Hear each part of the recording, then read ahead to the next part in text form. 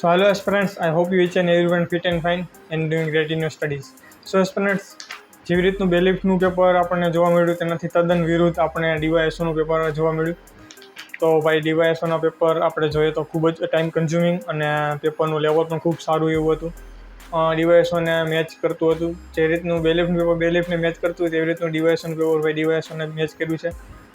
Most of બધાને જે રીતનું બેલિફ્ટમાં ટાઈમ વધ્યો છે તેનાથી વિરુદ્ધ આમાં બધાને મોસ્ટ ઓફ બધાને ટાઈમ ઘટ્યો જશે.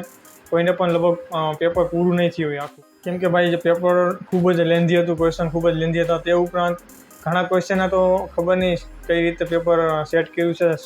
ક્વેશ્ચન ક્યાં હોય અને તેનું જે પ્રશ્ન હોય છે, એક ક્વેશ્ચનમાં 3 ક્વેશ્ચન આપણે પૂછેલા હોય તો 2 ક્વેશ્ચન એ જગ્યાએ હોય અને ત્રીજો પ્રશ્ન જે ત્રીજા ચોથા પેજે હોય છે અને ત્યારે આપણે જોવા મળે પછી પાછું અહીંયા જવું અને પાછું ક્વેશ્ચન રીડ કરવું કે શું કીધું હતું ને આપણે કઈ રીતે બનાવેલું છે. તો ભાઈ એમાં પણ પાછો ટાઈમ ખૂબ જ કન્ઝ્યુમ થઈ ગયો છે.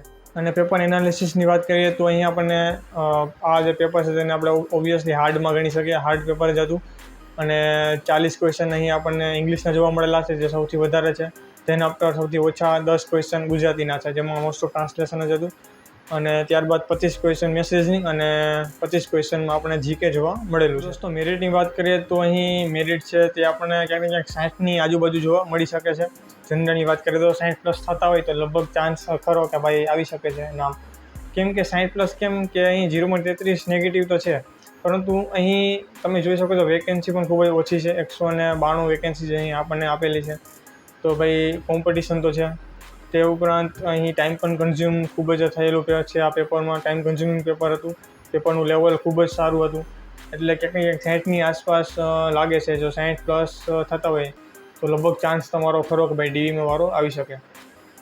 પછી તો શું થાય તે તો ભાઈ હાઈકોર્ટને ખબર. અને તમે જો એસસી અથવા તો ઓબીસી હોય તો પછી મોસ્ટ ઓફ જનરલની આરે જ હોય, પરંતુ તમે 1-2 માર્ક્સ આમાં થોડાક ઓછા કરી શકો તો 58 કે એમ તમે ગણી શકો. બાકી એસટી હોય તો પછી તમે 55ની આસપાસ ગણી શકો તો તમારો ચાન્સ ખરો.